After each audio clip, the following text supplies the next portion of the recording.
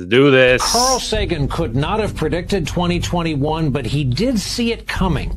He wrote the following back in 1995, and we quote, "I have a foreboding of an America in my children's or grandchildren's time when the United States is a service and information economy, when nearly all the manufacturing industries have slipped away to other countries, when awesome technological powers are in the hands of a very few, and no one representing the public interest can even grasp the issues, when the people have lost the ability to set their own agendas or knowledgeably question those in authority, when, clutching our crystals and nervously consulting our horoscopes, our critical faculties in decline, unable to distinguish between what feels good and what's true, we slide almost without noticing back into superstition and darkness.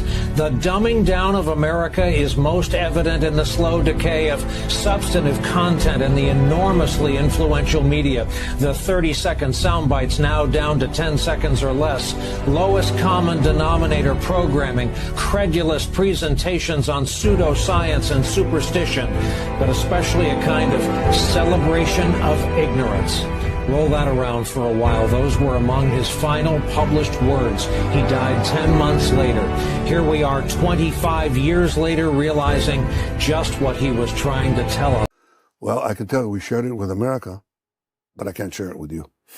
Okay?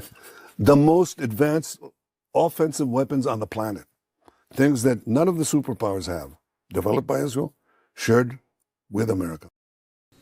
We seem to have lost focus and vision, to have lowered our sights and let systems and structures and bureaucracies muddle us along. But we are capable of so much more. Our technologies permit us to manipulate time and space. They leave distance annihilated, cause things to grow and improve productivity. We're very powerful. This country is very powerful.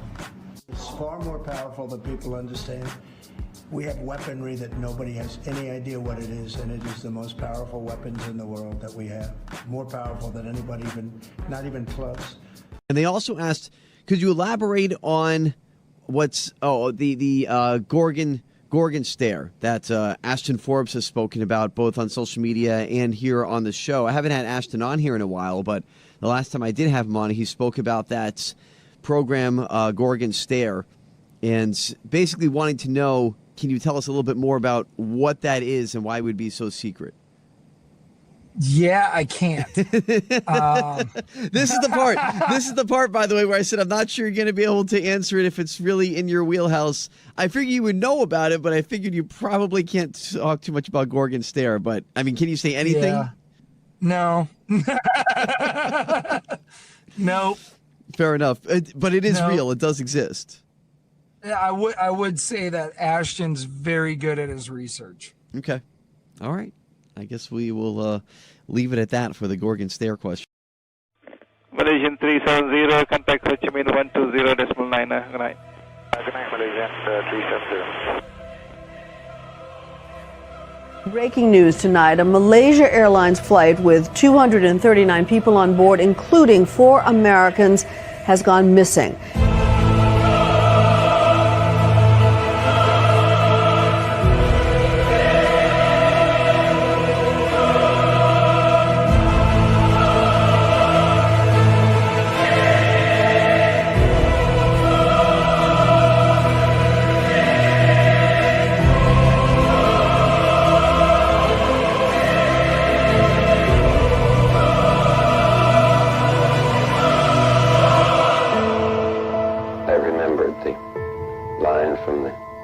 Scripture, the Bhagavad Gita, Vishnu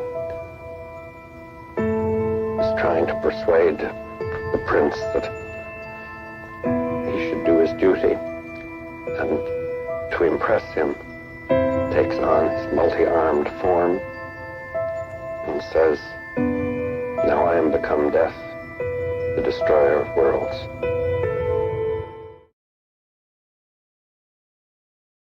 Hello, everybody. Guys, can you hear me in the chat? Hopefully so. We don't have that issue like we've been having the last few times. Guys, TGI Monday or something like that. I don't know, guys. Today, we've got a great episode for you guys. We're going to be talking about China's quantum radar, part 2. Going to talk about war with Antifa, as well as war with the Venezuelan narcos. We're going to be talking about Nvidia microchips. Everybody's been asking me, Ashton, they've been saying, what companies should I invest into? Where should I put my money? So tonight, going to talk briefly about microchip processing, and then going to talk about the fusion companies. I got a full list of every single fusion company. So we're going to learn some of the names that we haven't known.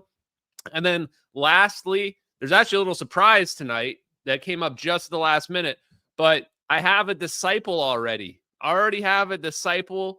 We're going to watch some of the interview between Douglas Miller, I believe it is. Let me just look up, make sure I got the right name. Yeah, Douglas Miller, really just parodying almost exactly what we've been researching to Tim Ventura and APEC just yesterday. Couldn't believe it when I watched it, or 2 days ago, maybe it was on Saturday. And then lastly, Ed Witten. Ed Witten, founder of string theory, talks about wormholes. Just dropped a few hours ago. See if we can take a look at that as well. So happy for you guys all to be here. Hope you guys are having a good Monday. Let's get it started right off the bat. Okay. Number one, going back to Friday's episode, I spoke about China having a quantum radar. Quantum radar, guys. Now, I dug into it to try to figure out what is this quantum radar? What actually does it mean? We know that quantum is just a fancy word for manipulating the ether. That's what we've learned over the last couple of years. So I looked into it, and sure enough, found a Warzone article that mentions that China had been working on this quantum radar since 2018. So it goes back to 2018. So for the last 7 years, they've been developing this quantum radar, and just now they are mass producing it, and they are marketing it as that it can detect the F-22 and our other stealth fighters. And supposedly there's nothing you can hide from this quantum radar. So in this article by the Warzone that I read, it specifies that this quantum radar is an EPR device. Yes, Zapparoo in the chat, EPR radar. That really piqued my curiosity, because I wouldn't go so far as to say I'm an expert, but I read a scientific paper by John Kramer, and I stayed at a Holiday Inn Express. So it turns out that I was on Tim Pool explaining how quantum radar, how quantum devices can actually transmit a signal faster than light. I said that in the scientific paper by John Kramer, it mentions that you can build in a switch. You can build in a switch. So the idea is, and this is how the quantum radar works, guys. Here you guys go. Right at the beginning of the live stream, we're getting right into how quantum radar works. In an EPR experiment, an Einstein-Poldosky-Rosen experiment, where we're testing entanglement, we split our photon down two paths. Okay, it's actually quite simple. We split our photon down two paths, but they're still entangled together. And we send one path to our control. Our control tells us what's going to happen to the other photon, because they're entangled. What happens to one must have a correlation with what's going to happen to the other. Okay. Still with me? So one half goes to the control. Now the other half of the laser or whatever it is going to shoot out, and this is going to be the thing that they're going to use as the detection mechanism. They shoot the laser out in front of you or what have you. And what they look for is, supposedly they can detect down to one photon. They can detect measurements down to one photon. This is going to be important in a second. But the idea is they're looking at the control and they're waiting for the entanglement to break. When the entanglement breaks, they can measure that instantaneously. Now, this is the dream. This is the absolute dream, that you shoot one entangled particle over here and another entangled particle goes somewhere else. And when the entanglement breaks, we can tell practically instantly. How can we tell? Because the interference pattern changes. It goes from coherent, like the two slits, it goes to being fuzzy. So depending on how the light interacts on one side, we can tell whether or not the interference pattern is broken. And this is how we work the switch. The switch mechanism, which I described, I think, before basically anybody on the internet. How do you communicate non-locally faster than the speed of light? The way you communicate is whether or not the interference pattern is there or not there, whether or not we have coherence where our double slit, or in this case, one slit, or if we see an interference pattern. Depending on which one of those we get an answer to, that tells us whether or not we get a 1 or a 0. That tells us whether or not we get a 1 or a 0, and now we have the capability of binary. It's actually that simple. So let me just reiterate this. Now, the holdup, the reason why this is a challenge is because you need to be able to measure on your control, like just imagine a screen where light is hitting it. You need to be able to tell if that photon of light that hits the screen, you need to be able to tell if that's coherent or decoherent. You need to be able to tell if it's coherent. How do you tell that? The answer, according to John Kramer, is that you need at least 10 photons.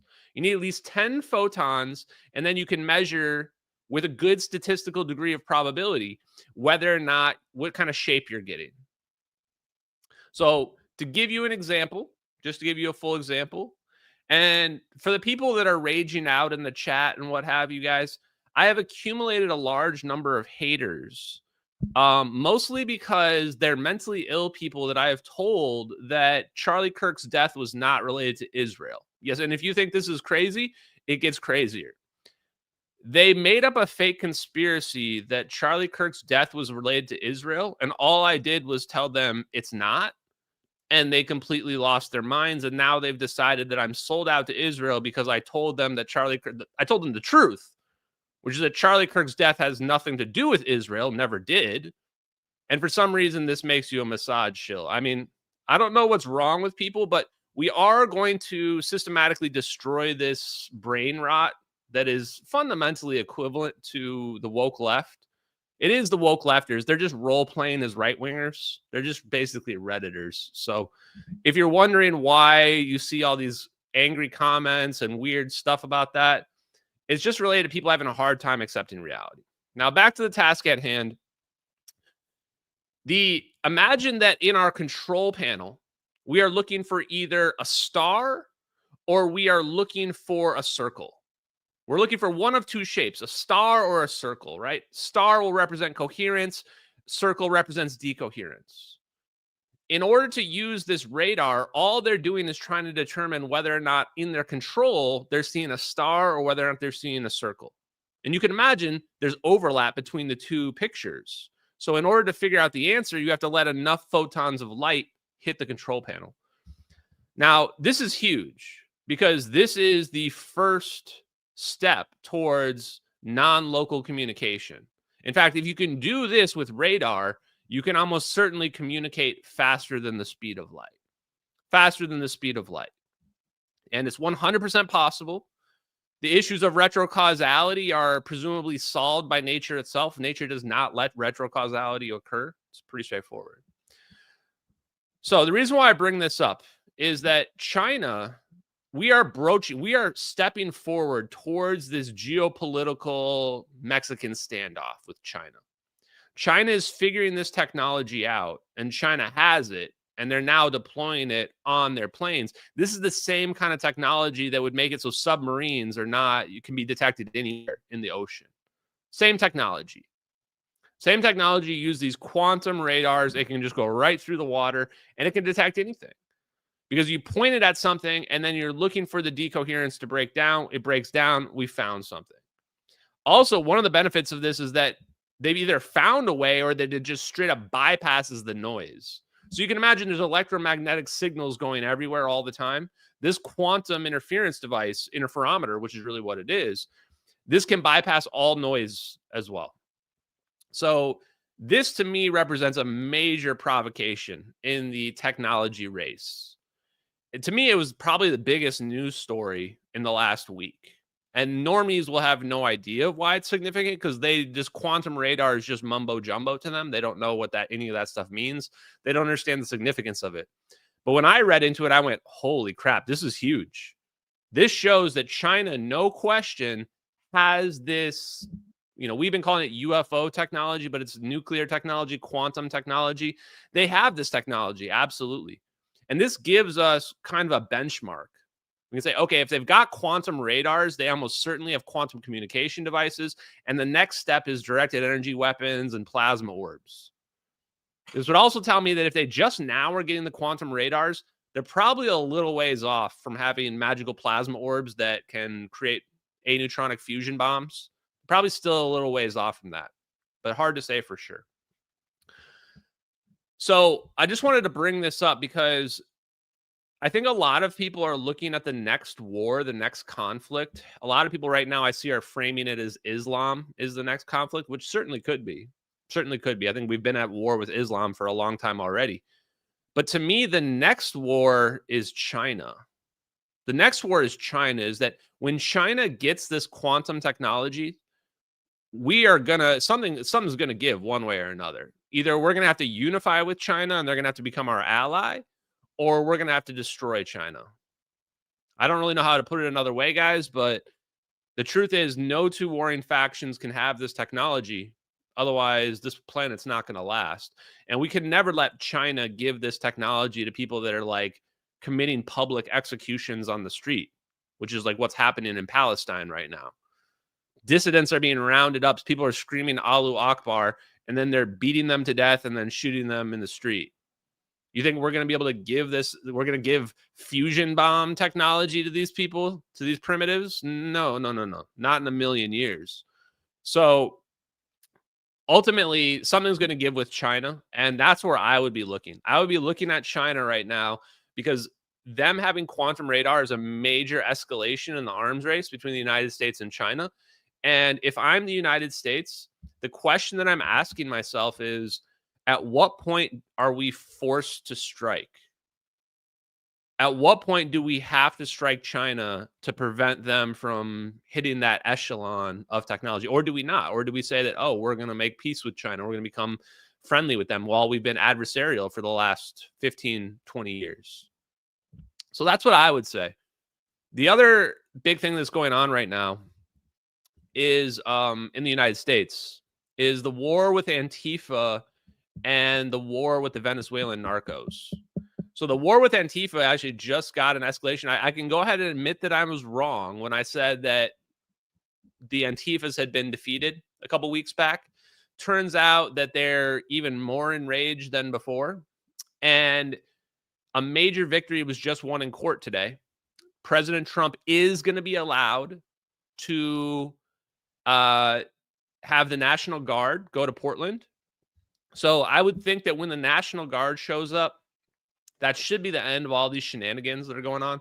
People are dressed up in inflatable costumes, dancing around in the street, screaming at the top of their lungs till, 2 in the morning or whatever crap it is.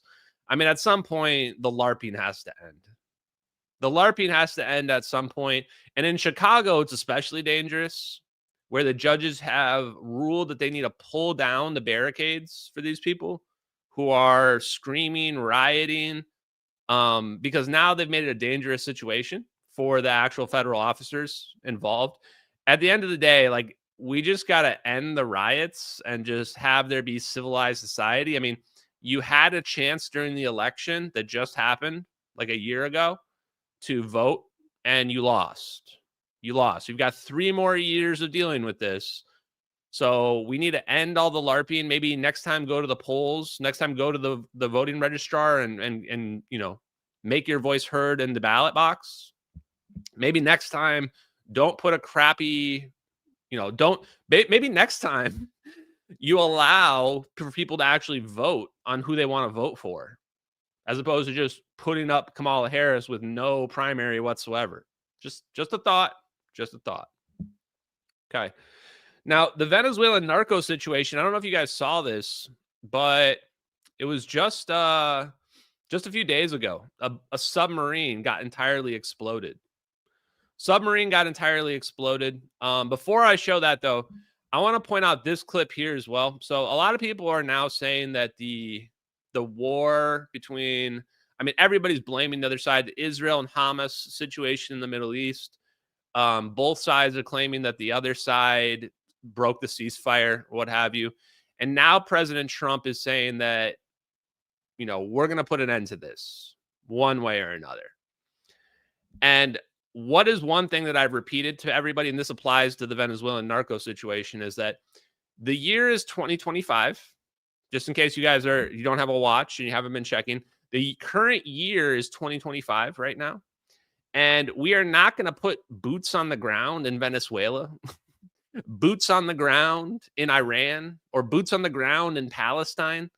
Guys, I don't know what world you think you live in, but we live in a world of AI and drones now. So the people that were trying to say that we're going to have boots on the ground, here is Donald Trump right here explaining that there's not going to be any boots on the ground. In fact, it's not even going to be Americans. It's not even going to be Americans that are fighting Hamas. Basically, what Donald Trump is about to say right here is that we're just going to let Israel take care of the problem. We've basically been holding them back, like holding the dog on the leash, right? And we're just going to let go of the leash and let Israel just take care of the Hamas problem. And they're going to be eradicated. They're going to be eradicated. So for the people that are going to start coming at me in the future weeks here when Hamas starts getting wiped out, they never had any chance at all. They never had any chance at all. They had no hope in this. I mean, you're dealing with people that are technologically just far superior than they are. And there is definitely going to be innocents that are taken out and along with this. I don't know what to tell you. War is hell. So here you go. Here's Donald Trump explaining the situation. In the hands of others. We have 59 countries that agreed to the deal. We have a peace in the Middle East for the first time ever. We made a deal with Hamas that, they're going to be very good, they're going to behave, they're going to be nice, and if they're not, we're going to go and we're going to eradicate them if we have to. They'll be eradicated, and they know that.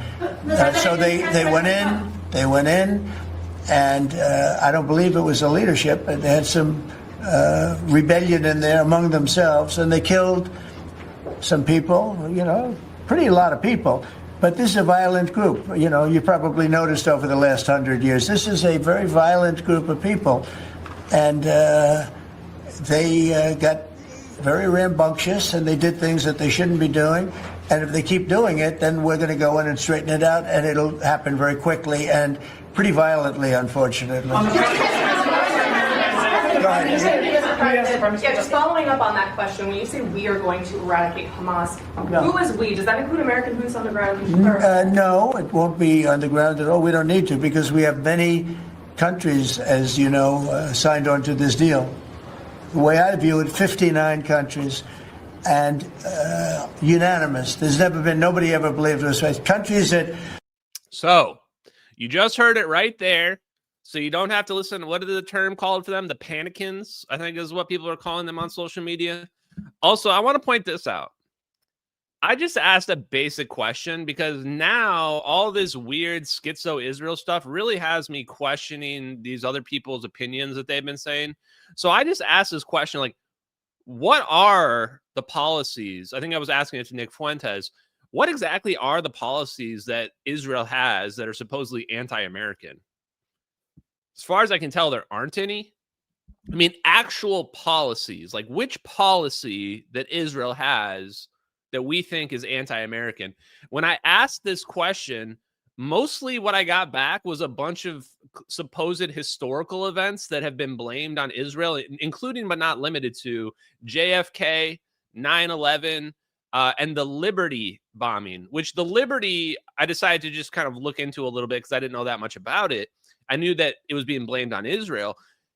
The Liberty was an accident that happened in 1967. 1967. And both sides agreed that it was an accident. There was a misfire. They targeted the wrong thing. I mean, it's not unprecedented. We did it to TWA Flight 800. Definitely happens. But it was from 1967. Like, even if there was something nefarious going on, we've moved on a really long way since 1967. So the one thing that I thought was interesting is when I was looking through the replies, I didn't see one person mention the current conflict in the Middle East. No, I didn't see, maybe I'm sure there's somebody in there, but I looked through the replies and Destiny, this includes you. I see you in the chat. In your list, maybe we should go look in real time. I don't remember seeing the current conflict in Palestine, in Gaza right now, as one of the reasons, which I thought was kind of funny, because of all the policy things to be against Israel for, the only one I can think of is their current policy about Gaza, which is essentially to wipe out Hamas at any cost. I mean, that's essentially what their policy is. That would be a policy position that I think would be reasonable to be against. But I think the reason why people don't mention that is because they're not really against the conflict happening. They're just using it as an opportunity to bash Israel. The same reason why when the ceasefire was announced, they didn't celebrate. They didn't celebrate because they've lost an opportunity to bash Israel. The moment they believe that Israel broke the ceasefire, then everybody's out there screaming their head off. Oh, Israel broke the ceasefire. They're monsters. They killed a bunch of innocents, what have you. On this one, guys, I'm going to roll with the president. I'm going to roll with the president on this one. President is probably one of the greatest presidents that we've ever had. And people like to say that he's a liar, but I find him to be quite truthful, personally, in my opinion. So what I'll say is that I'm growing even more skeptical of this growing anti-Israel movement. It feels like it's a lot of feelings and conjecture based on conspiracy theories and tying events to conspiracy type thinking with not a lot of evidence to support it. Not a lot of evidence to support it. Ultimately, at the end of the day, you guys can believe whatever you want. I'm just giving you my opinion from a geopolitical perspective. I think that if you are following the path of Israel's the cause of all things that are bad in the world, your geopolitical opinions are going to be pretty much the equivalent of dirt. Pretty much the equivalent of dirt. Useless for the most part. With respect to the Venezuela situation, it looks like there is a growing force, growing military force that's building up in Central America off the coast of Venezuela right now. I would not be surprised to find out that we are ready to do covert operations within Venezuela. So we got to get technical. Technically, there might be boots on the ground, but it's not boots on the ground in terms of a peacekeeping, army that we're sending in. We would just be sending in covert operations to take out some of the cartel leaders, generals, things like that. So if this does happen, I would say I'm highly predicting, highly likely that we start seeing covert action within Venezuela itself. And I imagine that it's going to start to get twisted as, whoa, now we've got boots on the ground in Venezuela. Told you the forever wars, blah, blah, blah. When it's not really forever war in that sense. And one last thing I want to say on Iran, and then we're going to move on from the political discussion, is that the other narrative that I've been hearing about Iran is that this idea that like Israel is forcing us to get into all these wars in the Middle East. It was actually just one I was watching a clip on earlier today. It was the Coleman Dave Smith debate. And Coleman correctly points out that like Israel wasn't lockstep with us when we started invading the Middle East. I can't remember. I think they wanted us to attack Iran, and we wanted to attack Iraq, and they didn't want us to fight Iraq, but of course they get on board at the end of the day. I don't find there to be a lot of merit in this idea that Israel is telling us which countries in the Middle East to take out for them. I think that our objectives were aligned, and they've been aligned a lot. Our objective was to, who even knows this point, oil, take out Saddam Hussein, end ISIS. There's a lot of different options that people throw out there. But to say that Israel was the one guiding us is patently absurd. And to believe that Israel is controlling the United States is just frankly ridiculous. We are not being controlled by a tiny country in the Middle East, not even close. But of course, we have close ties to them. They are our ally. They have helped us develop super weapons. Admittedly, absolutely they have. But to think that they're driving all our policy decisions, that's where you start to broach into this area of like derangement syndrome, where you think that they're this evil entity that controls everybody, but they can't stop you. They can't stop you from being a rebel on the internet. All right. Apparently their propaganda game isn't good enough. So Anyway, you will find, I know these opinions upset people because you've been living in a fake world. You've been living in a fake world where you've been listening to grifters and liars lie to you. And when somebody comes and tells you the truth, it hurts your feelings. It hurts your feelings. I understand it. I totally understand. It's okay to be frustrated. It's okay to be frustrated. What you will learn is that I'm right about everything. I have the penthouse and always right about everything city. And you will come to learn that.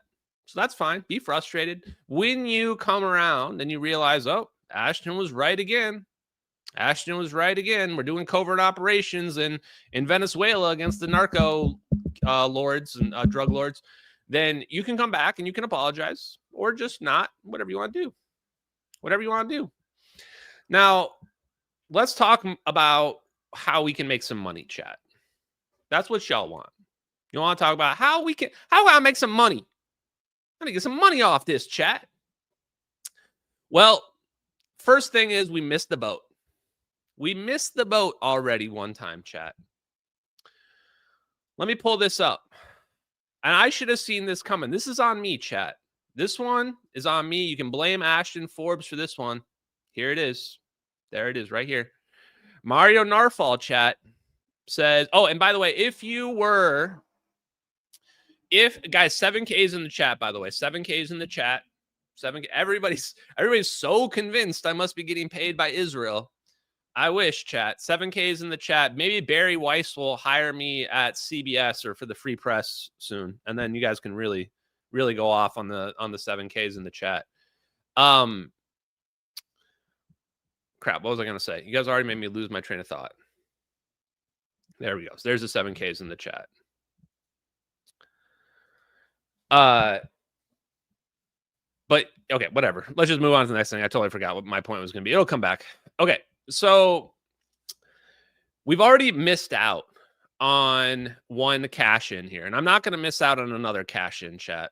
I'm not going to miss out. There's only so many options. There's only so many times you have in this world, in this life, to cash in, right? If I had invested in Apple, for example, in the early 90s, then when they came out the iPhone, I'd have been a trillionaire, right? Same thing happened with microchips. Now, famously, not really famously, I invested in NXPI. NXPI was the microchip company that bought Freescale. So I've actually closed my position out with them. It made a modest return. It actually kind of skyrocketed after I invested and then kind of went back down and kind of teetered out a little bit. I invested in NXPI. Now, true story I'm about to tell you here is that I spoke to a stock advisor for a major bank back when this was first happening. And I told him, I said, look at NXPI, look at semiconductors. They're going to take off. They're going to take off. That's what I told him. And NXPI didn't. You know, it was crazy part is he told me, oh, you mean like Nvidia? Nvidia is like the biggest chip manufacturer. And I was like, no, NXPI. Turns out I was wrong and he was right. And I often think back to that conversation with that guy. That guy because I think, man, if I had listened to that guy and put my money in 2023, in November of 2023, 2 years ago, if I put my money in NXPI or in Nvidia compared to NXPI, how much better off would I be right now? How much better off? Well, let's go take a look, chat. Let's go take a look. Here is the stock performance of Nvidia Corp over the last 5 years. So where was November of 2023? Stock was at about $50. Stock was at about $40, $40 to $50. The stock price actually, the stock split. I don't know if that's represented on here or not. But now the stock price is at 187. 187. So it's about a quadruple increase. 400% gain. 400% gain. If we had invested at the right time. I think there's actually still room for growth with Nvidia, but it's hard to, hard to say that you should buy a stock that's like one of the most expensive, highest cap companies in the world now. So what's the other update on Nvidia? Why did this happen? Why did Nvidia? This is what we need to understand, is that I can't tell you who to invest in. I can't tell you, I mean, I could, but I'm not going to. Instead, I'm just going to show you the trends and show you the data. You can make your decisions by yourself. Gold would have also been very intelligent to invest in. So Bitcoin would have been intelligent to invest in as well. Pretty similar returns, honestly. But this is the reason why Nvidia's stock went up. Nvidia left Beijing, and went to America from 95% to 0%. That's how Jensen Huang sums up Nvidia's China problem. A geopolitical car crash disguised as tech policy. U.S. export bans have nuked Nvidia's presence in the world's second largest computing market. Jensen said, we went from 95% market share in China to 0%. Once the engine of China's AI boom, Nvidia is now a ghost there. So instead, you've got these two other companies that have been taking Nvidia's market share in China. This is huge to me. This right here signals that the United States knew how important Nvidia's microchips were, and we basically forced them to come to the United States instead. We basically said, you are now going to be an American company. You are no longer allowed to do any business with China. None. Zero. 95%. They had 95% of the market in China, and now they have zero. Do you understand how unprecedented this is? This is clearly the intelligence agencies saying, you now have to become an American company, and you are no longer allowed to do business with China. I mean, that's absolutely what had to have happened. And they kind of admit it. And what did they get in return? What did they get in return, chat? They are now one of the most highest market cap companies in the entire world. Think about that. They are now one of the highest market, highest valuation companies in the entire world. What is their market cap? You would think their market cap is $4.4 trillion.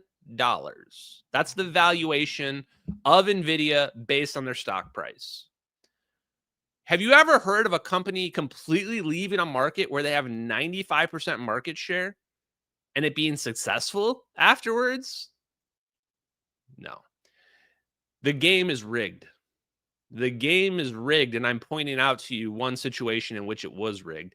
I thought the rigged game to get on was NXPI, the reason why we took action on MH370, but that was not the right company to get in on. The one that the United States was backing was Nvidia the whole time. It was Nvidia the whole time. Boom. Now, you may say, okay, Ashton, well, we now know that Nvidia is clearly backed by the United States military industrial complex. So I would say it's probably pretty smart to put your money in them, even though you're probably not going to be looking at 4 times gains anymore. Because at the end of the day, they're still going to be the ones that are going to power all of our AI. All their microchips are going to be powering pretty much every American company, because we're not going to allow major companies to use microchips that are not developed in the United States. They could have Trojans, that could have hacks involved in them. And Pelosi knows, right? Yeah, that was a good one. Nancy Pelosi made huge investments in Nvidia. So if you really want, if you just want general investment advice, I'd say do whatever you see Nancy Pelosi doing. Whatever you see her doing, she most likely has insider information. So we can't make that much money on them. But what is the next alternative? The next alternative is fusion. The next big thing is going to be fusion. Just as Bodhi Guya said here, capital fusion. Why? Because fusion is the energy source that we are going to use to power all these AI data centers, where all these microchips are going to be produced on. In fact, we might need fusion to produce the microchips. So the question then is, which fusion companies should we be investing in? And that is not a simple question. So I can tell you for sure, fusion is the answer. Fusion is going to obsolete all forms of energy production, probably even including nuclear. Nuclear will be the only one that'll live because nuclear is fusion. I mean, we're just talking about fission versus fusion at that point. And specifically, I believe that aneutronic fusion is going to be the long-term winner. Now, when I say that, short term, I could see other fusion companies being successful. And they might switch over into aneutronic fusion in the longer term. So we can't rule out any fusion company right off the bat. But the ones I'm most interested in right away are any of them that are looking at aneutronic fusion, which is direct energy conversion. Reason is the efficiency rate is significantly higher. It's like 3 times higher. Neutronic fusion is roughly around 30% efficient.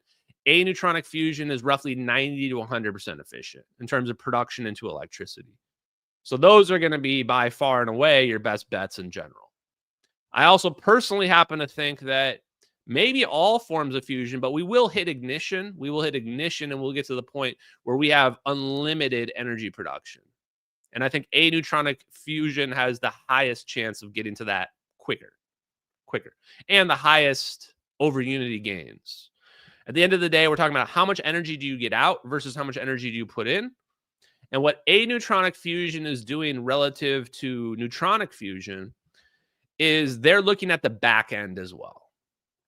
So, for example, helium fusion isn't just saying, okay, I'm going to put in this little bit of energy, and then we're going to get out this much energy. They're saying we also want to recycle the energy that we put in too.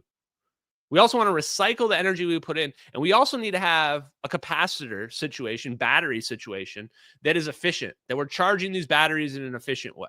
So they're not just looking at the front end in terms of how do we produce fusion. They're looking at how do we actually move the energy around and how do we move it around efficiently, which I think is going to be pivotal in the long run for net energy production via fusion.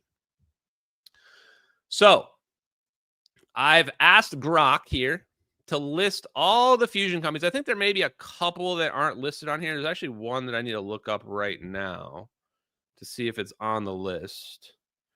Inertia fusion. Are they on the list?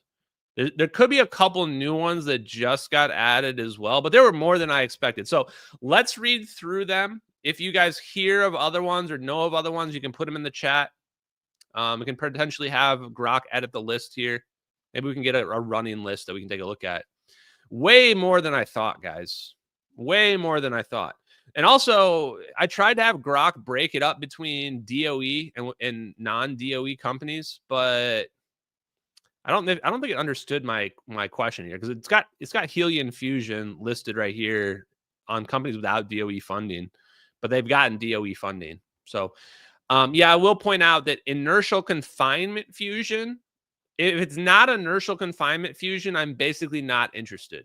I'm basically not interested if it's not inertial confinement fusion. That I think we can narrow it down. If you're not doing inertial confinement fusion, you're probably never going to get fusion to work. That's the version of fusion that was classified from nuclear weapons, from thermonuclear weapons. That's pretty much where we figured out infinite energy. Okay, so let's just read through them. Avalanche Energy Designs, electrostatic ion trap with magnetic field. This is pretty interesting, but it's pretty light on information. So Avalanche we've got. Blue laser fusion. This is one I hadn't heard of. Laser direct drive inertial fusion. Aneutronic uses boron 11. Okay. So right off the bat, we've already got a new one to add to our list. Blue laser fusion is one I haven't heard from anybody yet. And it claims they're doing laser-driven inertial confinement fusion using boron 11. That's pretty interesting. Electric Fusion Systems in Broomfield, Colorado. Electrically confined warm fusion using Rydberg phase plasma. No idea what that means. Fusion Power Corporation, Sacramento. Ion beam direct drive inertial fusion. So a lot of these, maybe I need more information on them. I hadn't even heard of a lot of these players. Makes me wonder if there's way more than I had thought. Helion Energy, this is the one we're very familiar with. Field reverse configuration FRC uses a neutronic fusion fuel with 5% neutrons, and they're aiming for boron 11. Horn Technologies, and by the way, Helion we know got DOE support. Helion got like 5 million in DOE support like 10 years ago. Yeah, there's more aneutronic fusion companies than I would have expected on here as well. Horn Technologies, hybrid inertial electrostatic heating with magnetically shielded grid. The other thing I'll notice is there's way more inertial confinement fusion companies than I thought. I was expecting this list to be like 5 or 10, and I think it's more like 20, 25. Now, there's no way all of these will be successful. Most of these will probably go away. But this is another one. They're using inertial electrostatic confined fusion. Long-view fusion, laser indirect drive inertial fusion, another inertial confinement fusion. LPP. Now, LPP we know about. LPP is using dense plasma focus, and theirs is very, very similar to reverse field configuration, is using a plasmoid to produce aneutronic fusion. So LPP by Eric Lerner, dense plasma focus Z-pinch variant, aneutronic boron 11 fusion. And then this one, this is, I think, a new, this is the MagLif, Magneto Inertial Fusion Technologies. Staged magnetized linear inertial fusion. This is one that I think I've spoken about a little bit, the MagLif, which was one that I was curious to look into. It seems like the DOE labs are starting to be allowed to dig into this. So, because I have a feeling that this MagLif and some of these other very, very recent designs are probably going to prove the concepts to be real. Meanwhile, the commercial companies are going to far surpass them. The commercial companies are going to go way beyond where the DOE labs are, because the DOE labs are being forced, they're being held back intentionally. Near star fusion in Virginia, projectile fusion with magnetized capsules. Weird. Pacific fusion, approach not publicly disclosed. Princeton Fusion Systems. Now, this is one that I've heard about recently as well. Princeton Fusion Systems. This one claims reverse field configuration with radio frequency heating, aneutronic helium-3. So there's another one that we want to take a look at. Princeton Fusion Systems. Putting them on the list. Putting them on the list. Shine Technologies. Fusion neutron generators. So this is just neutron generators. Shine Technologies. That one I'm not super interested in. StellarX, I'm not interested in Stellarators. I don't think the Stellarators, I think the Stellarators are never going to be successful. So here's a Stellarator, StellarX, and then TAE. TAE is another one that we know was a Department of Energy funded fusion company. Tri-Alpha Energy is what TAE stands for.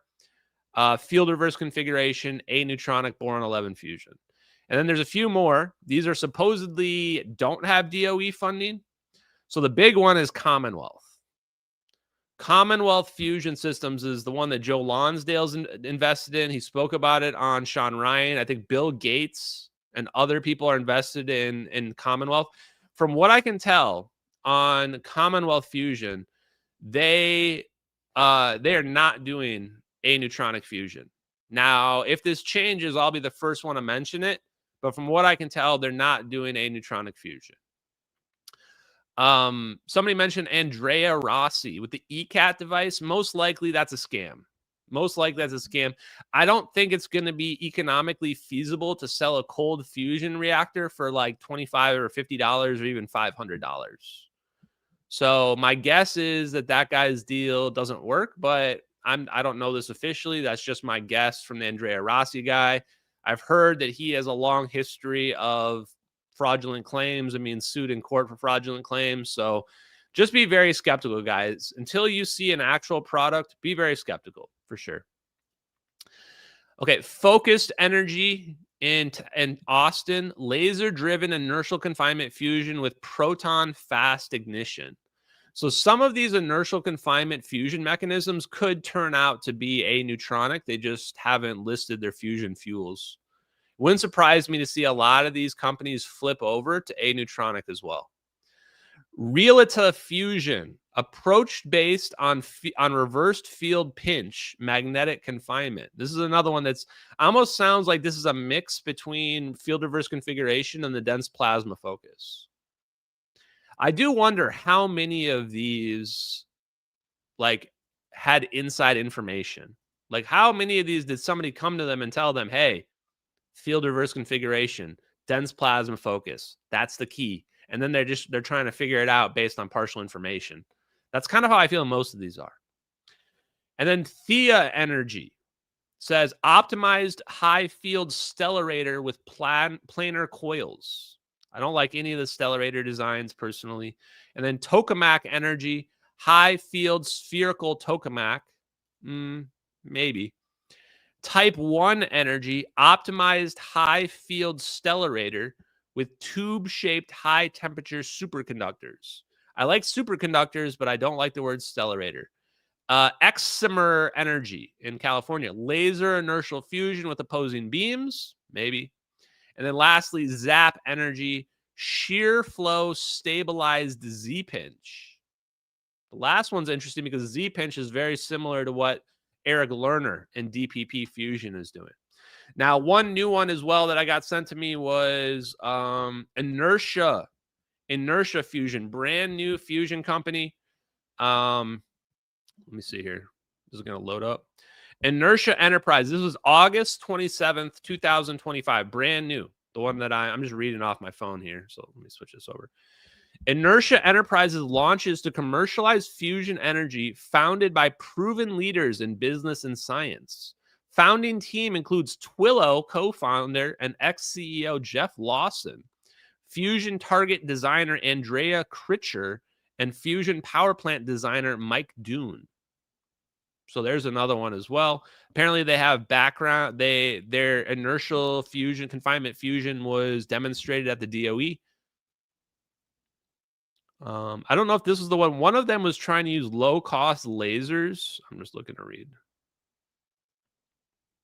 So some of these seem like they're going for short-term gain where they might be able to produce over Unity versus others seem like they're in it for the long haul in terms of how do we make super efficient, high coefficient of performance, clean energy reactions.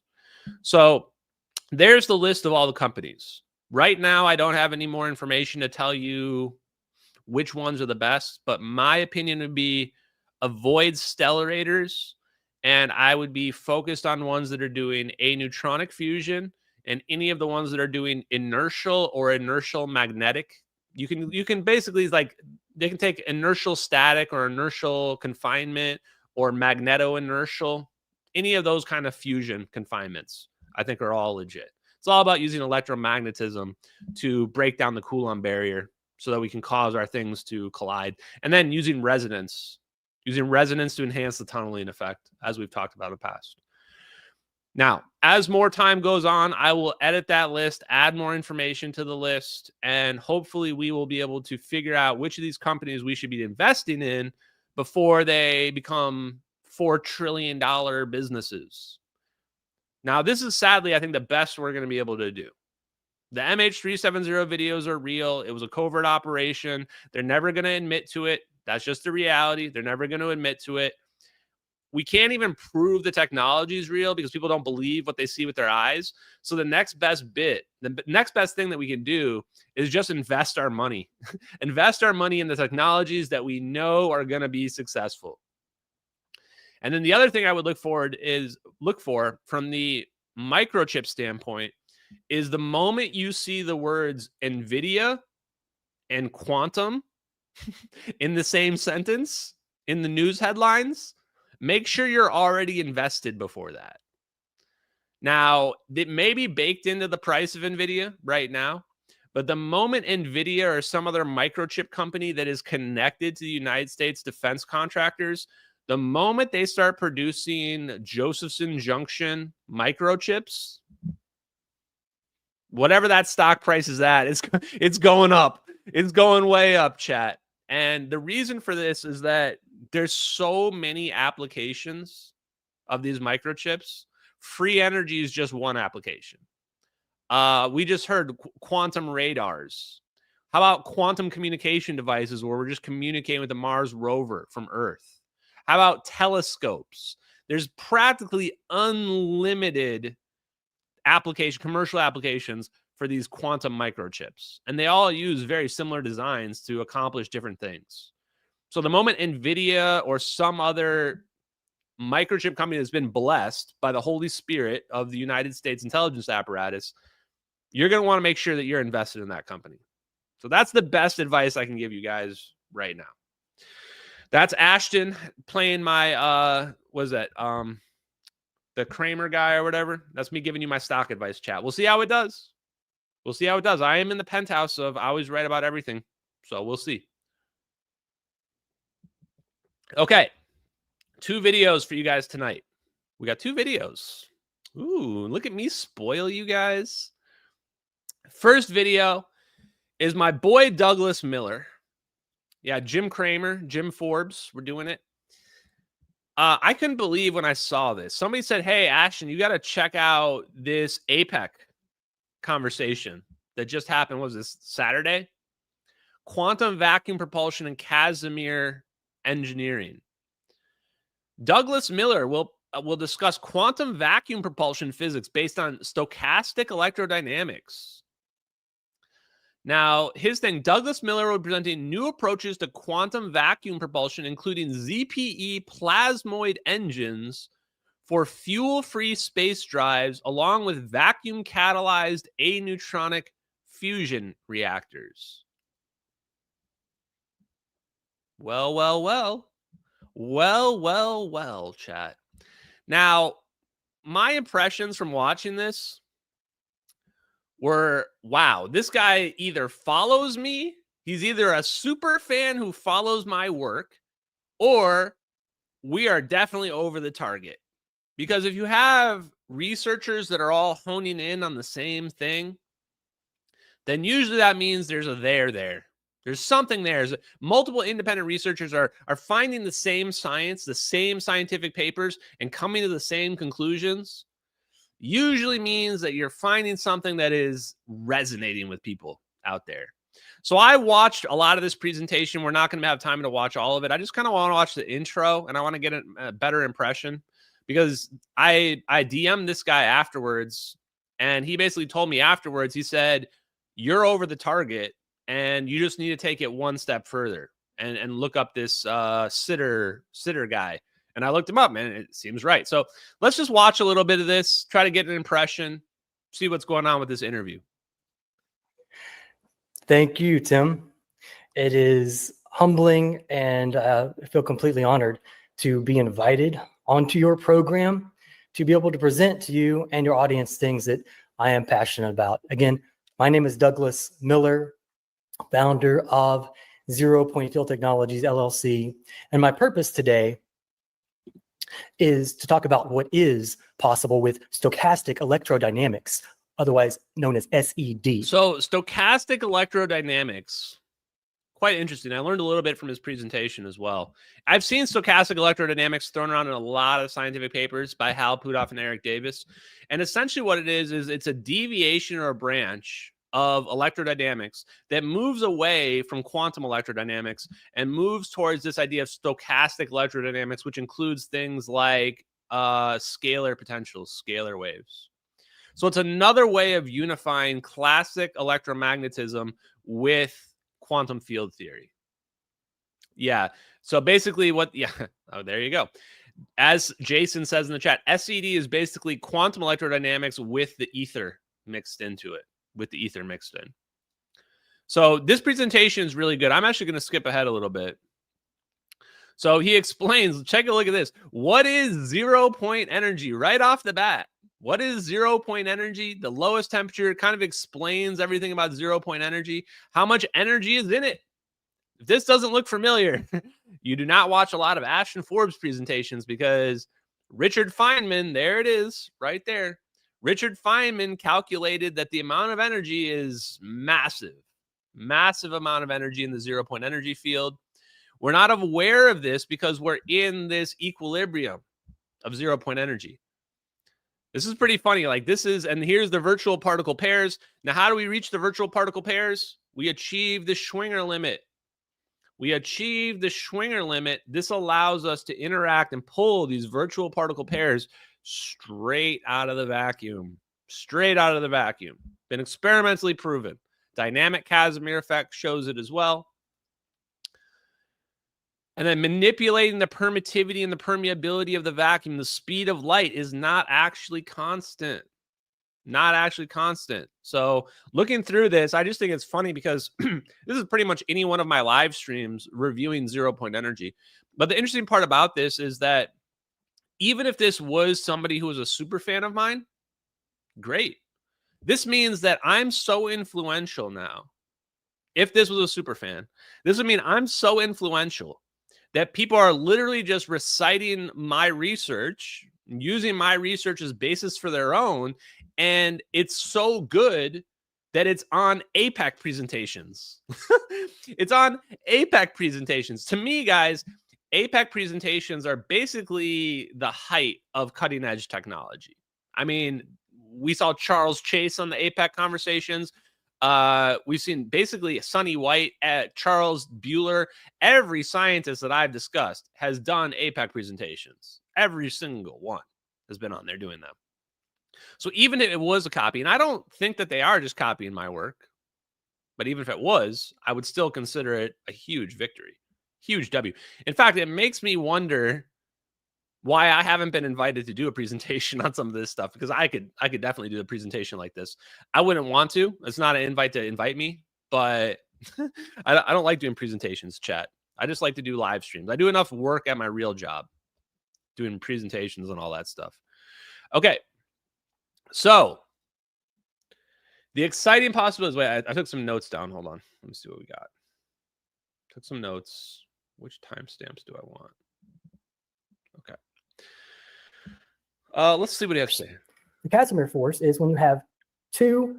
Okay, so what he uses this idea of vacuum catalyzed fusion. This idea of vacuum catalyzed fusion is essentially Douglas Miller's way of unifying the concepts that I've been speaking about. That, you know, they're not exclusive to me. I don't say I own these concepts, but the idea that fusion is a tap into the 0-point energy. If we say that fusion taps into the 0-point energy, then there must be a relationship between the 0-point energy and the fusion process. And right here, this is what he's essentially saying. He's saying that the vacuum catalyzed aneutronic fusion. He's saying that the vacuum itself is another input. We create our electrical engineering system. The vacuum itself is another input into our circuit, the vacuum itself. And this is how you unify the idea of classic atom theory, theory of fusion, theory of nuclear processes with this idea of the 0-point energy. We say that, oh, when fusion is happening, it's tapping in to the 0-point energy. This would also explain why aneutronic fusion would be the strongest tap, because the 0-point energy is electromagnetic. So the more dense electromagnetism, the stronger your EMP pulse is, the more interaction you're going to have. So aneutronic fusion, in theory, should be the most interactive. Very tiny, very small plates that are very close together. Facilities and the ZPF array. He offered me some wise counsel, which I hear cool details of the ZPF array for IP purposes. So the 30,000-foot view is this idea I had: can't we push off the quantum vacuum with nanopropellers? So as we discussed, it's a MEMS array with millions of Casimir cavities on it. Now, obviously, the Casimir cavities cannot be parallel plates because they would just get forced together. So they have to be non-parallel plates. You could call them wedges. And pretty funny. I've said this exact same thing. So he's talking about how will we use the Casimir effect to produce propulsion. And he says, well, you can't have parallel plates. They just come together. So how do you produce asymmetric thrust? Just go like this. You go like this, and you're going to get asymmetric thrust. So it is interesting that, yeah, I mean, he's parodying pretty much all the same stuff that I've posted about. And Number two is this ZPF array is not designed for energy extraction. It is my belief that it is a lot more efficient to use it for navigation, not extraction. That's foundational cornerstone number two. And so with that, the Casimir cavities cannot be static. And really, that's all I can say about that. They are non-static Casimir cavities, which also means, number three, that they have to be powered. And so the ZPF array is powered by a battery with up to 10 watts of power. And when turned on, simulations show a directional thrust of between 0.6 and resistance slow. The exciting part is what happened next. Oh, I said hydrogen. I also incorporated Borain. So what I did was, with their plasma fusion reactors, is exciting. Okay, hold on. Here we go. I think it's somewhere around here. To what we're more familiar with, which is nuclear power plants. These things are dinosaurs. They're fossils. They're never coming back. They heated up, they boiled water to turn turbines for electricity, and to do it, they had nuclear waste. What people have come up with right now, and my favorite example is Helion. What they are doing with their plasma fusion reactors is exciting. They plan on powering Microsoft's AI data center by 2028. They are working on this right now. It's never been done before. This is brand new. They're learning as they go. Brilliant minds, love what they're doing.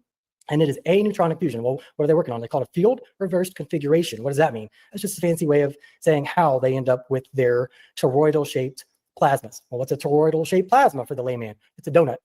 It's a donut-shaped plasma that they fire at each other, two of them. Yeah, people are like, how? This is like literally my twin, right? Like, this is me talking about that, oh, nuclear reactors are just spinning a steam turbine. Isn't that stupid? Oh, aneutronic fusion, helium fusion is direct energy conversion. Isn't that just way better? Like, this is word for word. Like, this is what I'm talking about. This is why I'm pointing out that, like, this was so weird to listen to, because it was almost like looking into a mirror of my own presentation. And this is where I realized either A, I've done a great job influencing people, or we are directly over the mark. And either way, I don't even really care. I'm so proud of Douglas Miller either way. If he's a super fan, I'm proud of him. And if he came to this all on his own conclusion, then I'm super proud of him. Also, let me just go back real quick, because we're at 4113 here. Somewhere in here, where does he talk about it? He actually references the same scientific papers. Where is it? He references the exact same scientific papers. Maybe it's like early on.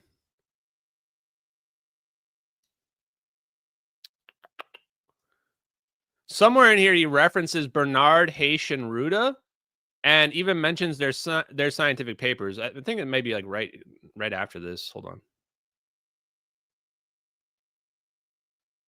Here it is, right here. Look at this slide. Chat, look at this slide. This was the slide where I was like, is this me from another dimension? Look at what this says right here. Al Pudoff revitalized SED as a classic framework with the real electromagnetic ZPF. His papers include the ground state of the hydrogen atom. Ground state of the hydrogen atom. How many times have I mentioned that scientific paper? Mentions gravity as a 0-point fluctuation force. Gravity is a 0-point fluctuation force. And then the third one was the scientific paper with Ruda and Haish, where they find out that inertia is a 0-point Lorentz force. Okay. I mean, either my man is a huge super fan, or we are definitely on the same, we're definitely in the same ballpark when it comes to research, one way or another. And once again, I don't mind at all. There's no such thing as stealing someone's research. I mean, you can do your own research and find the same stuff. That's the whole point. That's the whole point. Toroidal-shaped plasmas. Well, what's a toroidal-shaped plasma for the layman? It's a donut. It's a donut-shaped plasma that they fire at each other. Two of them fire at each other. They meet in the middle, very fast, very hot. Why? To create a fusion of their deuterium and helium. When it fuses, it creates what? Alpha particles. That's 2 protons, 2 neutrons, a helium-4 basically, that can be harvested with MHD coils at a nearly 95% efficiency rate directly into electricity. That's how they're going to power Microsoft's AI data centers. Now, you have power in, you have power out. Right now in the process, they're probably right about break even, but you need more power out than power in for this thing to work. So that's called a Q factor. Q equals 1 is break even. Q equals 2 would be twice the power out than power in. Q equals 3 would be 3 times the power out than power in, and so on. And so that is a Okay, so a neutronic fusion, they're going to get over unity without even hitting ignition. They're not even going to get ignition, and they're going to hit over unity. I mean, that's part of the reason why I'm so all in on helium fusion. You tell me we're not even going to need ignition. We don't even need these high temperatures, and we're going to get over unity out of it, and it's going to be clean energy, and it's going to be direct energy conversion. You had me at hello. You had me at hello, helium fusion. I predict that a neutronic energy will get to coefficient of performance, Q factors, well over 100, maybe even well over 1,000 in the future. So we would be happy with like Q factor of 5, let alone Q factor of 100, just to give you some idea of how high I am on this technology. Now let's skip ahead a little bit. He talks about his 0-point energy array here. An increase in ZPE increases permittivity.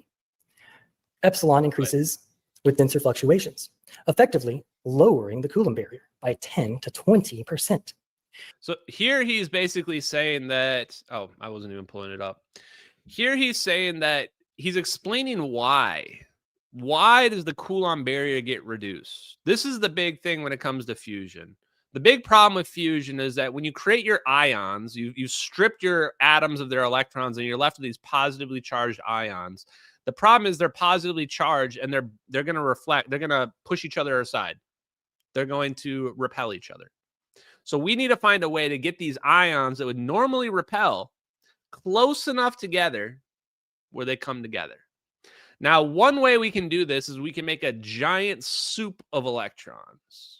A giant plasma of electrons that clouds all the ions. And if we do this, then this is a theoretical way where we can reduce the Coulomb barrier. One of the things that we've talked about, though, is the vibration. Now, he mispronounces Zitterbuergung here. It's not an easy word to spell, though, or pronounce. Zitterbuergung is this natural resonance that's always happening in the background. Zitterbuergung. You can imagine it's like the waves of the calm water. We've got the Zitterbuergung effect.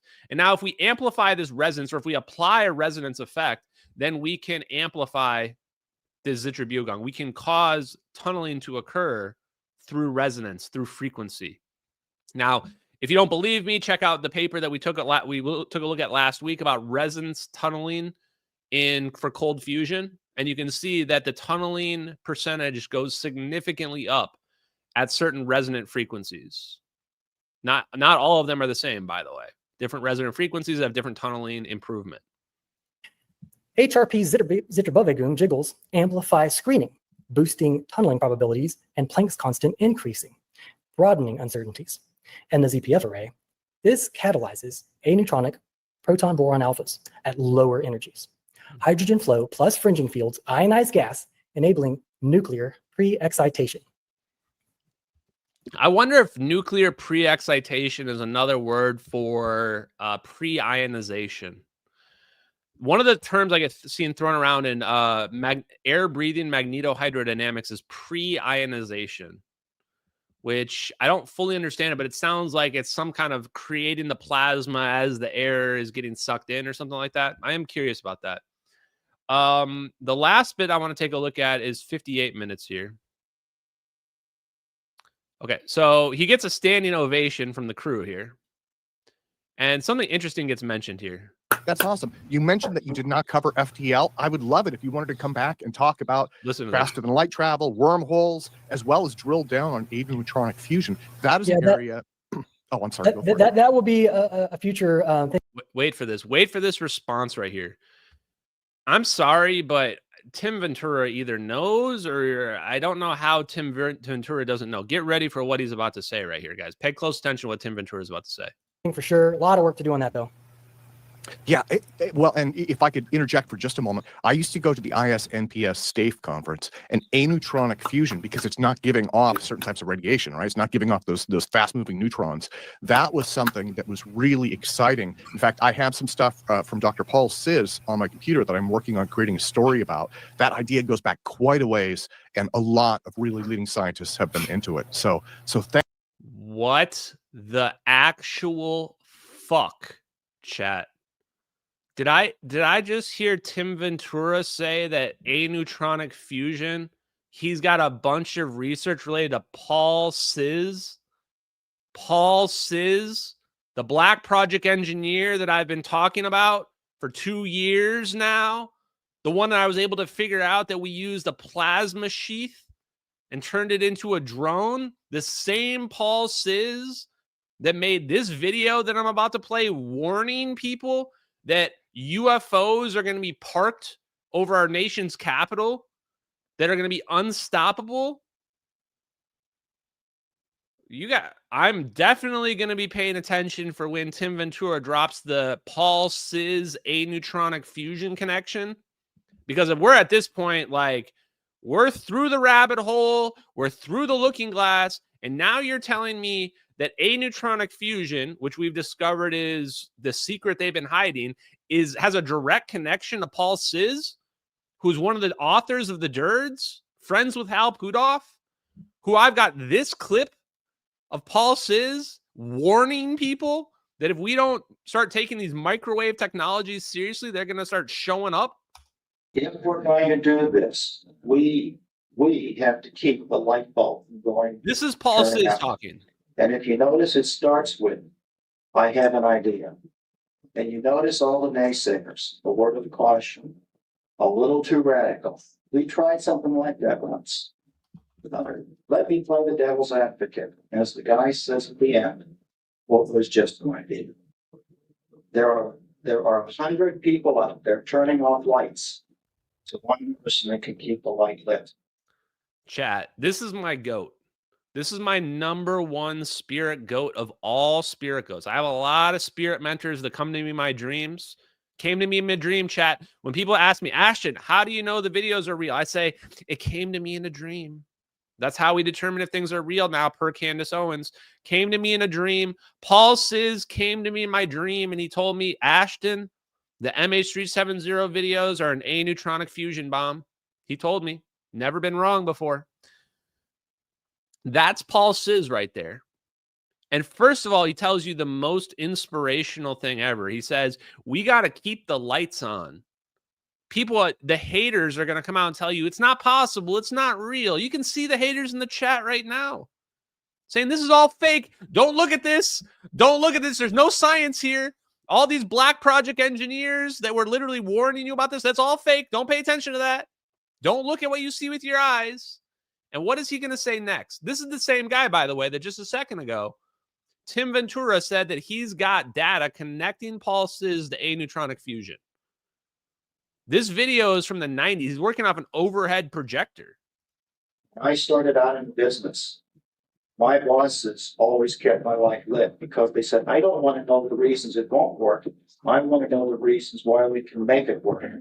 Today, all I hear is, yeah, I know you think there's one or two reasons it can work. Here's a whole list of things why it won't work. I guarantee you, I cannot find any set of circumstances where I can guarantee myself that I can cross the street out in front of the Hilton Hotel and not get hit by a car, unless I block the traffic and do all these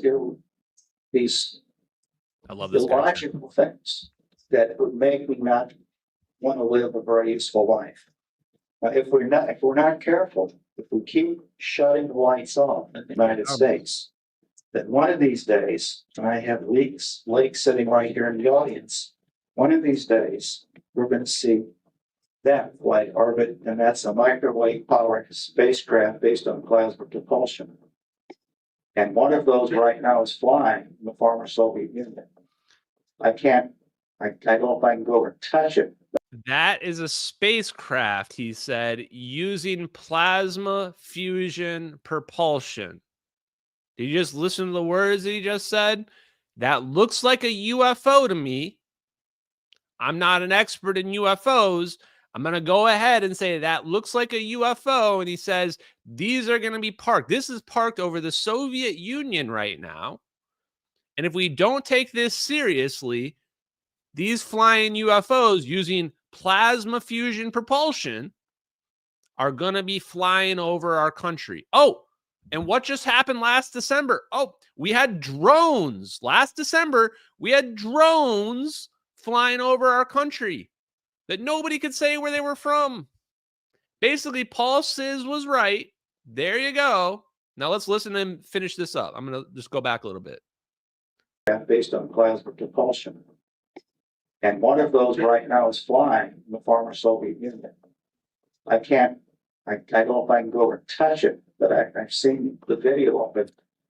And it won't be too long if we don't enter the 21st century in the United States with that railway train to space, so people can look up and say, this is what we've accomplished, this is what we can do, we've made a tremendous economic breakthrough that's providing us a lifestyle and an economic base that we've never envisioned before. We can't do that, then someone else is going to do it. Thank you very much. Chat. That's the Paul Siz that Tim Ventura has data connecting him to aneutronic fusion. I can't wait to get my hands on that data. I can't wait to get my hands on that data. Aneutronic fusion is the answer. They have figured aneutronic fusion out for a long time. They've been using it as propulsion. It is the propulsion mechanism of UFOs. They're using aneutronic fusion to propel UFOs. The flying balls of energy you see flying around, that's probably aneutronic, but it could be neutronic fusion propulsion, just fusion propulsion in general. They've got it figured out. These guys have been talking about it for a long time. That's the secret to UFOs, and it's classified because it's classified under nuclear weapons secrets. This is one of the things that Dr. Greer and I talked about. If you haven't checked out the interview, it dropped on Saturday. The interview between me and Dr. Greer, one of the big things we said is that I pointed out to him, these are nuclear weapons. And he said they're classifying them. They're classifying this UFO stuff underneath nuclear weapons. And he's saying that he thinks that's illegal. He thinks they shouldn't be classifying them under nuclear weapons. And if we didn't classify them under nuclear weapons, then the whole shebang is an illegal operation. And we're classifying them under nuclear weapons because then it protects them legally. Legally, there's nothing we can do. Legally, we can't access them. Legally, we can't even know about them. And I personally happen to agree. I think that he's absolutely right about that. So the last thing tonight, guys, is a special surprise. Special surprise. Ed Whitten, son of Lewis Whitten, who Lewis Whitten unified electromagnetism and gravity back in 1958 for the Martin Corporation, as in Lockheed Martin. Ed Whitten did a presentation that went live today on wormholes. By the way, shout out to Paul Siz. If you're out there, bro, if you're out there in the spirit world, get me those files. Get me those aneutronic fusion files. I don't know what you have to do. Hack into Tim Ventura's computer. Send them to me. Give me those aneutronic fusion files, sir. Please give them. Paul Siz and Friedwart Winterberg have in depth done more for this investigation than basically anybody. These are two goats who I've read their scientific papers. They were geniuses, and they have pushed this thing forward. So, like, they deserve so much credit, even in death, for all of their efforts. Couldn't be more appreciative. Okay, here we go. Skipping ahead a little bit. I haven't even had an opportunity to watch this whole thing, so we may skip ahead a little bit. I want to just hear what I want to figure out from this. What was my goal? I've seen enough wormhole presentations. I want to know, does Ed Whitten actually understand wormholes? We should be able to tell, even if he's coy, even if he holds back information, we should be able to tell from this. So let's see. I've skipped ahead a little bit. Boundary. The smooth gluing relies upon the fact that, as Einstein and Rosen noticed, R is not a good coordinate where R equals 2g. Equation u squared equals R minus 2gm has two roots with positive or negative u. And let's say positive u corresponds to the region we started with, and negative u is the second copy that they glued on. by Kruskal, Sakaras, and others. And it's most efficiently described in a Penrose diagram, which Penrose Einstein Rosen- diagram. first Okay, of what all, else we got here? Give me for some quite a spice. while after the state, where you sum overall energy eigenstates of the original.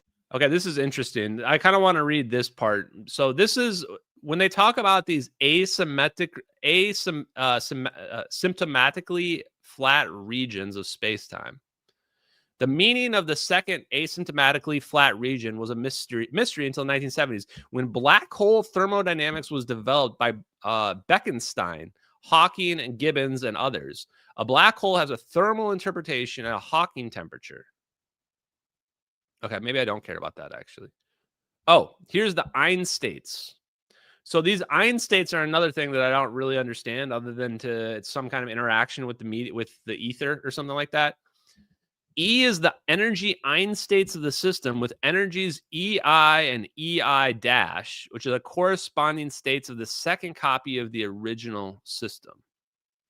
So I think what they're talking about here is this idea of quantum teleportation. They're saying that we can recreate this einstate over here that exists over here.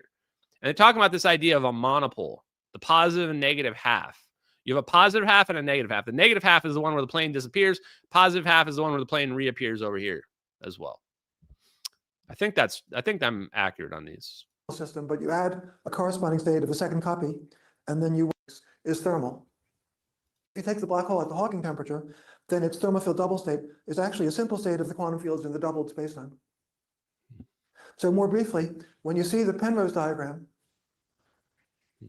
the black hole exterior, Igon, let's say, might be this diamond. It's pronounced Igon. But, the thermal field double state of the quantum fields in this region are described by adding a second identical region behind the horizon.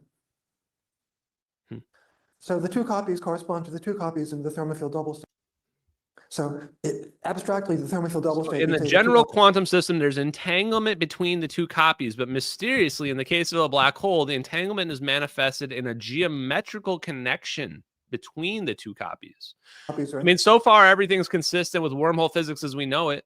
Tangled, but in the case of the black hole, system A are correlated with measurements of system B, but access to one system does not enable you to communicate with someone who has access to the other system. That's why the Einstein-Podolsky-Rosen phenomenon, which they wanted to present as a paradox, is regarded by modern physicists as a phenomenon rather than a paradox. If you try, a message you send ends up at the black hole singularity. I've indicated that by this picture here. An observer in the left half of the... So this is interesting, is that we know this part's wrong. Actually, at the beginning of this live stream, I just explained why this part was wrong. They say that you can't send a signal. You can't actually send a message faster than light. And the way we know this is wrong is because we don't need to actually send the message. All we need to do is create a 1 or a 0. And we can achieve that by either using 1 as coherence or 0 as decoherence, or a system like that. And we can just watch as the system goes from coherent to decoherent, and we can measure that the same way where we measure Morse code. Same concept. Space-time is sending a signal, which they image a picture of logical censorship. Spatial wormholes, connections between two different regions in space, between two different spaces, or shortcuts between two different regions of space, can exist in general relativity, as we see from the black hole solution. But it's never possible to travel or to send a signal through the wormhole. So they call it topological censorship, because although space can have a non-trivial topology, you can't observe it. The attempt to travel through the wormhole or to send a signal through the wormhole always comes to a bad end, as it does in the case of the Schwarzschild geometry. The proof is not too hard, and given a little more time, I would explain it, but I think I'll have to skip it today. I actually wrote some lecture notes on general relativity a few years ago where it's relatively well understood. At least in the case of the black hole, the relation between geometry and Podolsky and Rosen phenomenon, which they regarded as a paradox. So here we go. A wide generalization is suspected, though certainly not really understood. One vision, Maldacena and Susskind, is that ER equals EPR, meaning that quantum entanglement between two systems symbolized by Einstein-Podolsky-Rosen always corresponds to some sort of geometrical connection between the two systems.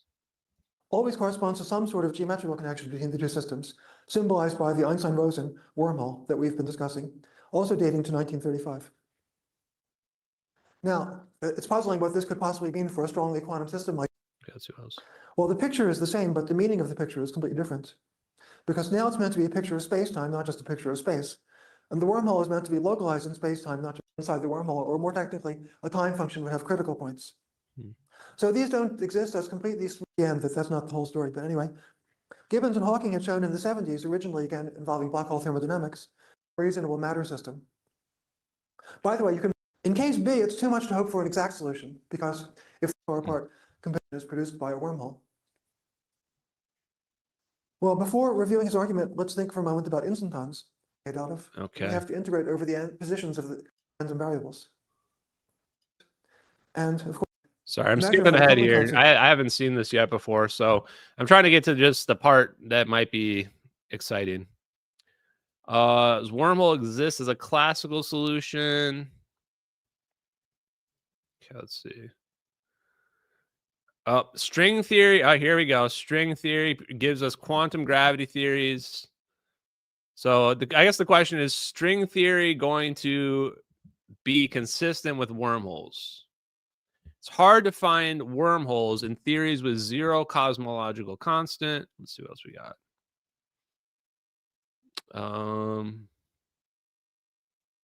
ADS is anti-de Sitter space. So when you see ADS, that's basically just the ether, de Sitter space, and then anti-de Sitter space. So when they're talking about this anti-de Sitter space stuff, they're basically just talking about pulling in the ether back. Okay. Okay, boy, this is pretty wild. What do we got here? Okay, let's see what this. Do I still have 5 minutes? No. So I will briefly mention an interesting but ultimately unsuccessful attempt that was made to get rid of the problem. Yao and I showed that if M1 and M2 have positive scalar curvature, a wormhole does not exist. Here I drew M1 and M2 as spheres, not round spheres, but anyway, spheres, to suggest that they have positive scalar curvature. In that case, a solution for X doesn't exist. That was interesting because it was also known that in examples of ADS-CFT duality where the CFT has a supersymmetric brane that can wrap on the boundary, the CFT is unstable unless the boundary has positive scalar curvature. So in examples of the duality with this property, Yao and I showed that when, although it is a curious fact that those examples behave strangely when M does not have positive scalar curvature, that's a fact whose significance hasn't really risen with black hole. So much math, chat. I just want to know if the wormholes work. Look, Ed Witten, I have nothing personally against you. I just want to know if the wormholes work, and I want to know if they're consistent with string theory. When does this presentation get us to that part? That's the part I want to know. Okay, so blah, blah, blah. Comparison of wormhole physics to random matrix theory. Sure. What's the conclusion? This is by no means the only application of wormholes. Well, we know that ER equals EPR is the answer. Okay, let's go back to this part here. But what we mean by wormhole is initial data for Einstein's equations that look like one of these two pictures. And then it would have, whatever it evolves, in general in physics, we can specify initial data, but the theory decides how it will evolve in time. So the picture that you see on the right over here is the one they're going with, because it's the idea that space is this flat surface. And that if we create a wormhole, we're basically just bending it around like this and creating a gap between the two of them, which is accurate. I mean, that's really what we're doing at the end of the day.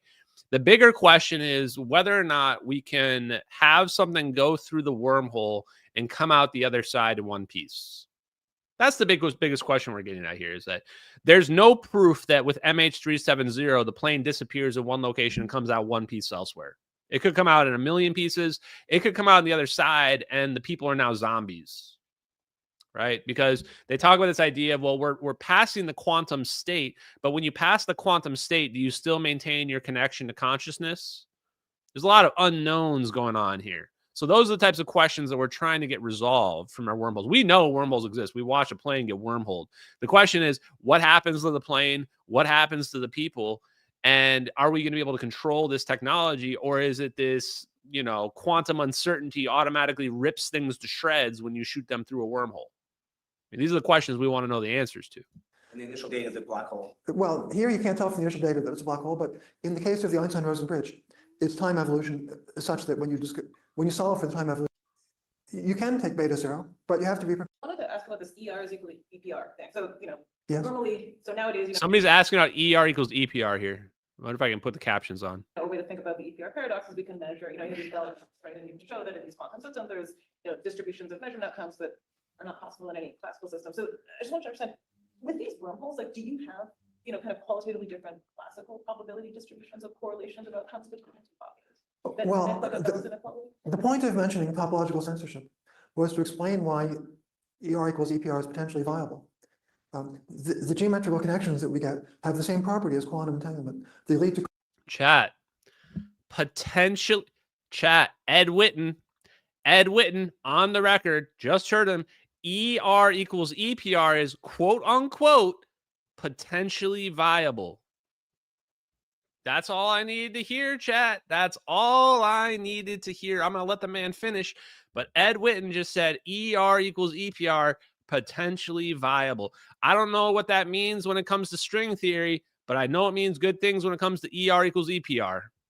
correlated measurements, but not the possibility of communication. Yeah, and so this is the thing. They're being coy about the communication thing. Yes, we have quantum communication devices. Yes, we do. I'm 100% sure we have quantum communication devices. The reason why they're being coy is they're using words very carefully. You're not going to be able to transmit your communication through the EPR device itself because transmitting and measuring causes the wave function to break down, causes the decoherence to become coherent. But you can still send a message indirectly. You can send a message indirectly. The same way I explained with the quantum radar earlier is that when you're looking at your source entanglement, remember, we have our entanglement, we split it off. We look at our source, our control, and we're looking to see what shape forms in our control. Whenever the shape changes, we now have a Morse code signal. And if we can measure those shape changes really, really fast, which China claims they can figure it out in one photon, or they can measure it on a single photon, now we can create a quantum communication system that would be nearly the speed of light. Not quite the speed of light, but nearly the speed of light. It'll be faster than any standard communication method that exists on planet Earth. Significantly. And it's not range dependent. The classical analog of It's perhaps surprising, but by now it's been essentially known for a long time, since black hole thermodynamics, that geometry can mimic quantum entanglement. Geometry can mimic quantum entanglement. This is probably the clip that we needed right here. ER equals EPR works, and geometry can mimic quantum entanglement. How did we know that? We figured it out from black hole thermodynamics. I love it, Chad. This is true disclosure. You're in the middle of true disclosure right now.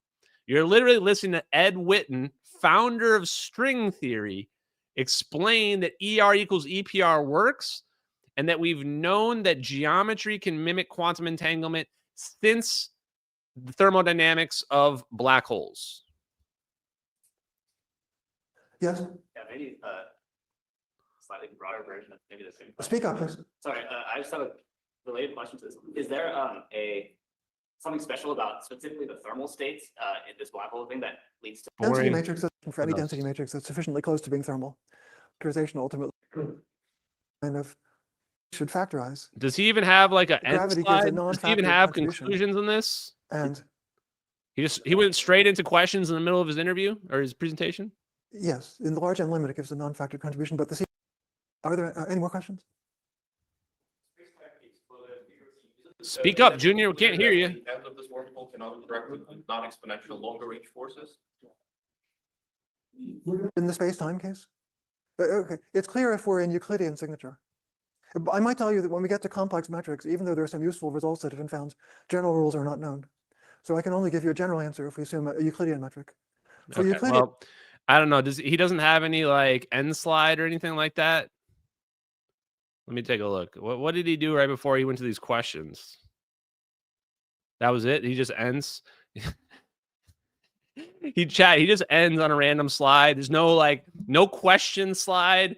Like this is where, okay, so we got what we needed out of that presentation. But if I could just critique Ed Witten for a second. as somebody that's been a consultant for 20 years, that's done countless presentations, you got to always have a slide that's like questions with a big question mark at the end of it, so people understand when the presentation is over. Or, hey, maybe have a slide that talks about conclusions, discussion, and you have your bullet points put on there.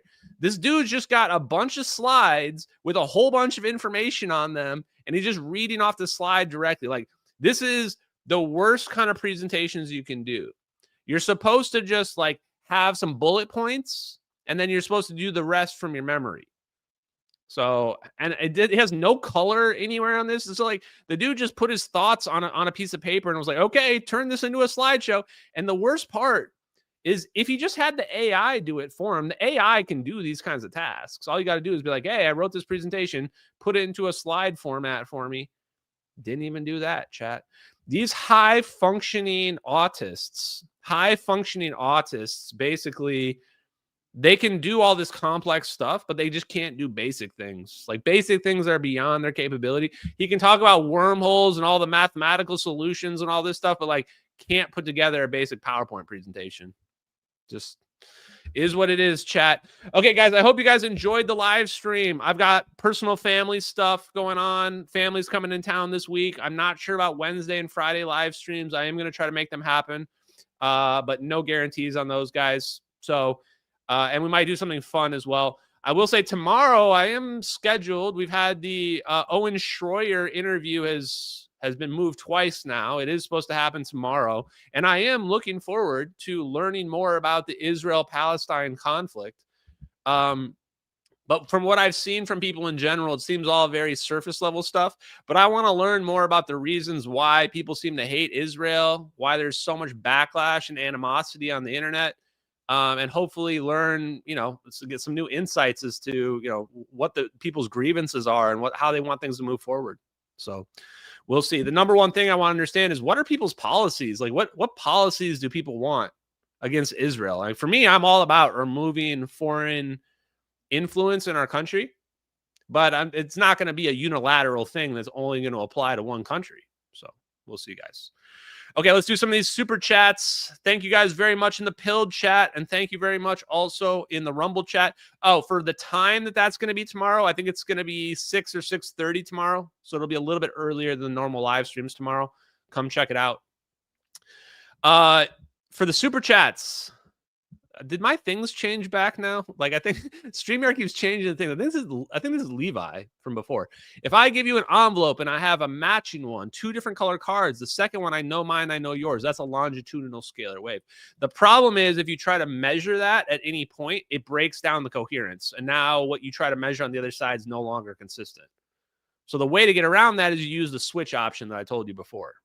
And again, the switch option is mentioned in the John Kramer non-locality DIRD. So again, all you have to do, guys, is read the Defense Intelligence Reference documents, specifically the non-locality DIRD. It mentions exactly how they build the switch, goes through all these EPR experiments, explains them, explains the drawbacks, limitations, etc. That DIRD is also the one where I learned there's almost certainly no retrocausality. Can't go back in time. Levi follow-up says it was all about Bitcoin when it was $5, sold it all for nothing. Hurts typing this. Exactly. So we don't want to make that mistake again. So this is why we're now looking ahead. We've already maybe missed the boat on the microchips. Maybe not. But the next one's going to be Fusion. And we're not going to miss the boat on Fusion. Now the difficult part is picking the winner. The winner's probably already been picked. We just got to find out which one of you have the intelligence communities decided you're going to be the Fusion company. Probably going to be the ones that the billionaires are already investing in, but we'll see. Alex says, I'd recommend pricing assets in gold as a true representation of value. Yeah, that might be a better way to do it. Sam Fisher, thank you very much, Alex, for that donation. Sam Fisher, thank you for this donation. Says, do you think the CIA has moles in all of these companies to keep them from going boom? I think that they will exert control over these companies, probably in indirect ways. This actually reminds me of the clip that I was playing earlier today. This is kind of, I was wondering, like, how much do the intelligence communities really control perception, control companies? I think they have more control than what people expect, but it's done in more indirect ways than people expect. Like people say, oh, you think Danny Jones is a CIA shill? Yeah, I do, but I don't think he's actually signed up with the CIA. I think that he's just a moron that doesn't realize that his perceptions are being managed, that they use him to put out whatever messaging they want to put out. And they know he's somebody that will never push back on them, that will never ask a hard question, so they can send all their CIA shills onto Danny Jones because there's no fear whatsoever that classified information is going to be leaked. That to me is a CIA show. Indirect control. So here you go. This is what they do. Create a pretend world. We are a global production company. We write the screenplay. We're the directors. We're the producers. We're the main actors. And the world is our stage. And we know for a fact that the CIA will plant information on the internet. For a fact. Because we know they planted the Gorgon Stare wide area motion photos, at least one of which they appear to have manipulated. And they planted those photos on the internet. The other photos may not even been manipulated at all. They only think there's only one photo that has a picture of Mount Fuji in it, and it's not even used supposedly to make the videos. The other photos that are clearly clouds that are in the wide area motion imagery could only have been planted by the intelligence communities online. Only. So we know for a fact the intelligence communities are planting information on the internet to cover up covert operations. To me, it's very likely that they're making, we suspected, we found a blog that seems to cover up a piece of MH370 that washed ashore in Thailand. We seem to have found a fake blog that could have easily been created by the CIA as well. So it's hard to know the depths of what they're willing to go to do to cover up their crimes. And I try to keep level-headed about it and not go way down into the rabbit hole, but it is what it is. Leslie says, took 65 years for Ed Whitten and string theorists to admit that the ether exists. Love the shirt, Ashton. Thank you very much, Leslie. I appreciate you. Yeah, it took them.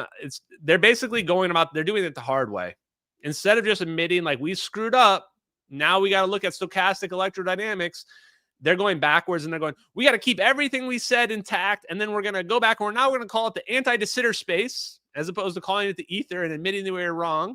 And then we're going to try to rebuild our theories and make everything fit into this box, right? And at some point, you just got to realize you made some foundational assumptions that have failed. And we don't have to throw everything out. Like, the alternative would be the Jason Verbrelli guy, or whatever his name is, who's always in my replies going, I have him muted. I only see him because you guys reply to him. All this physics is wrong. And it turns out there's no space at all. And everything that everybody's been teaching you is 100% wrong. Like, that's going in the opposite direction too far. It's not that everything is wrong. We have a lot of really, really smart people that have got physics to this point. We just went on a little side quest that took us a little too far off the rails, somewhere around the time after Heisenberg in quantum mechanics. Velocity says, love your work, Ashton. Watched a video from Green Dot Aviation. Yeah, I've seen it. Do I do a debunking thing? No, there's a lot of videos like that. If you watch my evidence review videos or anything where I've talked about MH370, you'll be able to tell where I deviate. Now, the main point of deviation is the satellite pings. Without the satellite pings, the whole case of the South Indian Ocean goes up in smoke. And the reason why those are so important is that if you discount the satellite pings, then the plane in the MH370 videos, which is MH370, is only 20 minutes away from the last radar plot. The last radar plot has MH370 in the Andaman Sea, in the Straits of Malacca, at the Nicobar Islands. Flying straight ahead 20 more minutes, it gets to the point in the MH370 videos. From that point on, it's these satellite pings that supposedly claim the plane went into the South Indian Ocean. Which, by the way, we looked down there and we never found anything. By the way, Boeing 777 has 4 redundant emergency transponders that cannot be turned off. Not possible to be turned off. None of them emergency redundant transponders went off during the crash. Explain that one to somebody. Good luck. Right? So thank you very much, Velocity. I appreciate that donation, but there's not a lot of point debunking all these videos. They're really just grifting videos where like people just take the available evidence and they don't really do any independent thought or research into it. And then they just package it up because it's a mystery and it'll get a bunch of clicks. And the ultimate irony of the people that call me a grifter is that those are the grifters. Mentor Pilot, Green Dot Aviation. Those are the people grifting off of a tragedy. Those are the people making lots and lots of money by not solving anything, by pushing a narrative that you can just prove is wrong. Just compare the debris in Africa to the search zone. It's literally not possible to have physically drifted that far. Not physically possible. That's how little critical thinking these people are doing. None at all. Not even going, hey, this debris washed up in Africa literally couldn't have gone this far in this period of time. Not at all. So I don't know. Would it be worth it to debunk those people? I don't know. Not really. Anyway, I am thinking about what's going to happen next in the MH370 situation. So thank you for that donation. If I have news to announce, I'll announce it when it comes up. And then Zapparoo, thank you. Appreciate you in the chat, Zapparoo. Appreciate all you guys tonight. Hope you guys enjoyed the live stream. Check us out on the audios are now live on Spotify, wherever you can get audio podcasts. Hope you guys enjoy it. Put your comments in the chat or in the replies. Let me know what you think about the show. And we will be back on Wednesday, guys. Have a great night. Peace out.